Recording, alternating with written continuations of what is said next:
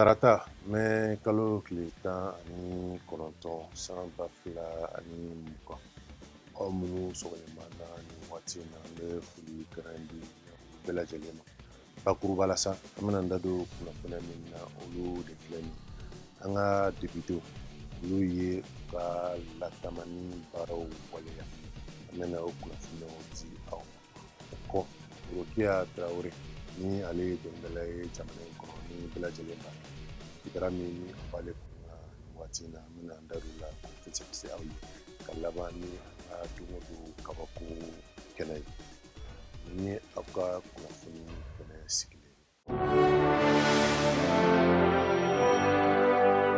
Députés kɛlen kɔ k'u ka ɲɛmɔgɔba sigi mɛ kalo tile 11 san 2020 o tɛmɛna n'u ka baara bolodalen tɔw ye k'a yira la ko nin baara in bɛɛ lajɛlen bɛ tali kɛ jamanakuntigi sariya min ni o tara mɛ kalo tile 5 san 2020 min ye député ninnu wele balen na. O hakilinaw de tun ye nin ye. O de kosɔn kunun tɛnɛn mɛ kalo tile 18 u ye député bulon latama ni sariyaw fɛsɛfɛsɛ min ka bɛn o kɔnɔkow kan. O sabuya la an b'aw ladɔnniya k'a fɔ ko député 132 olu de sɔnna latamani sariyaw de ma min ye fu ye olu ma sɔn a ma, min ye 3 ye olu ma sɔn ka u hakilina yira. Sɔn kɛlen kɔ o sariyaw ma nin baara in bɛna taa di an ka sariya sunba lafasabaw ma ni an b'ale wele ko cour constitutionnelle. Olu bɛ sigi ka fɛsɛfɛsɛ ni k'a lajɛ n'o y'a sɔrɔ ani an ka jamana sariya sunba tɛ fɔli kɛ ɲɔgɔn kɔ. O baaraw bɛɛ kɔ sariya in bɛ sɔrɔ ka sigi ka na an ka député bulon kɔnɔ k'a yira u la k'a fɔ ko nin baara in bɛɛ lajɛlen ɲɛmɔgɔya tun bɛ député bulon ɲɛmaaba bolo n'o ye Musa Timini ye. Kunnafoni ani fanga bulonw cɛ ko ɲɛnabɔba fo ka taa se jamana kunnafonidiba n'o ye minisiri Yaya Sangare nin baara in kɛyɔrɔ la ale tun bɛ o kɛnɛ kan min ye député bulon latamani sariyaw ye sa. Ale sigira tɔn min fɛ o ɲɛmaaya tun bɛ député Asarid Mbarkawan ale bolo ka dangan kɛ Kadija Sanga ye min ye Amadu Sise ale tun ye baara in secrétaire ye.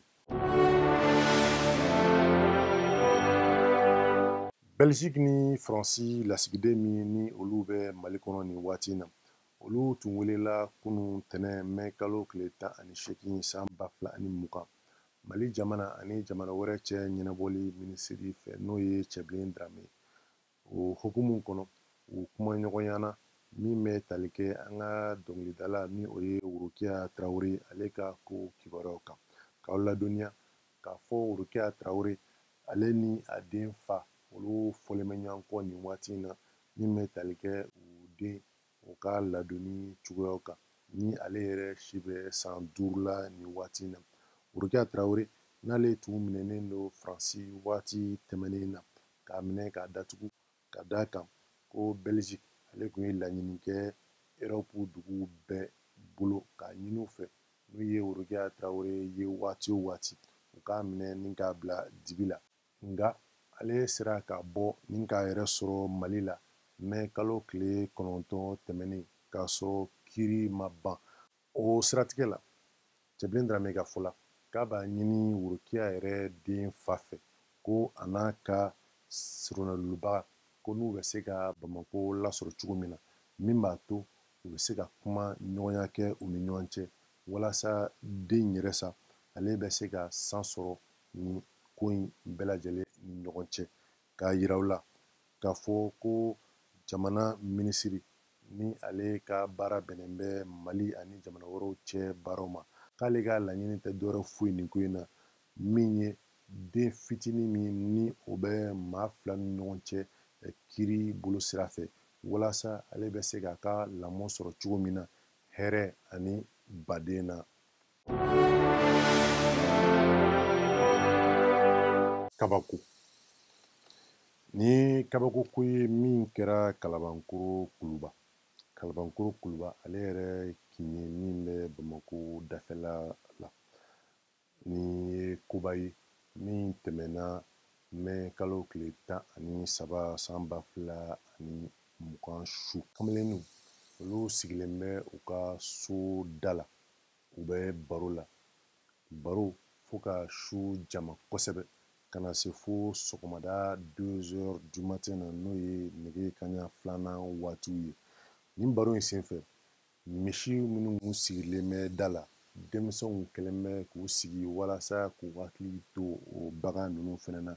Ka d'a kan nin waati in na sonyɛni barika ka bon Kulubalilakaw ni Jarilakaw fanfɛ kosɛbɛ. An ye nin kibaruya in bɛɛ sɔrɔ so dutigi yɛrɛ fɛ ni ale ye finitigi ye.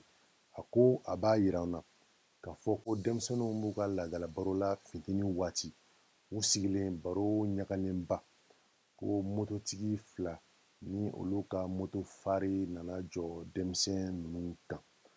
Nga u ma kɛ kojugu ye ka d'a kan ni sigilen bɛ sirada la.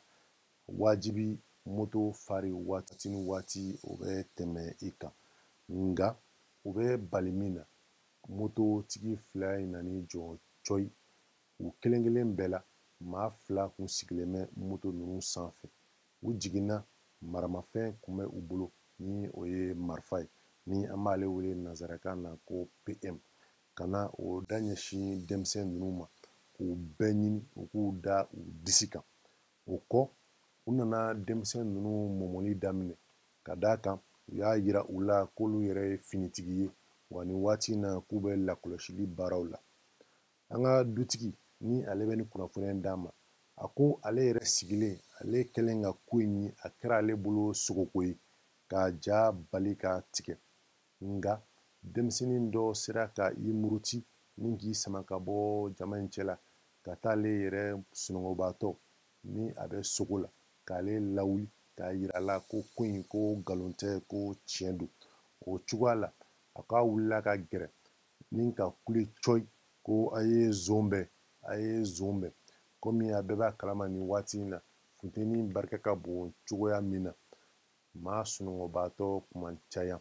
Maaw bɔra fan bɛɛ fɛ ni ka u kunda welewelekan in yɔrɔ kan. O siratigɛ de la sa maa minnu ni olu kɛlen bɛ k'u yɛrɛ kɛ finitigiw ye k'u bɛ lakana baara la k'a sɔrɔ u bɛ sonyɛni na. Olu de filɛ nin ye k'u ka moto ta ka boli coyi. U bolitɔ o ye mugukan wuli dugumana fanfɛ.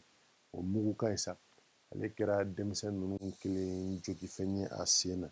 Nga dɛmɛ donna ale ma teliya la ni k'a ta ka an ka dɔgɔtɔrɔso dɔ min ka surun u la k'o sɛgɛrɛ ka taa a furakɛ teliya la. Cɛkɔrɔba in ka fɔ la sa nin ko in kɔni a kɛra ale bolo jatigɛko ye ani balinako ye ka d'a kan ale yɛrɛ finitigitɔ ni a fɔra k'ale sigilen nin ko in bɛna k'ale ɲɛna. O de kama ko in yɛrɛ kɛra ale bolo sogofɛn. Nka n dalen don a la nin maa ninnu n'i y'a sɛgɛsɛgɛ ni Jarilaka tɛ Kulubalilaka don. Nka waati i b'a sɔrɔ fila kunda fɛnɛ.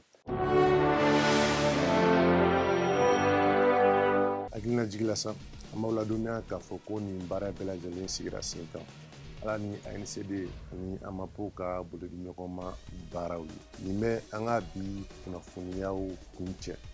An bɛ dugawu kɛ a k'an bɛn waati wɛrɛ nin kɛnɛ kelen in kan.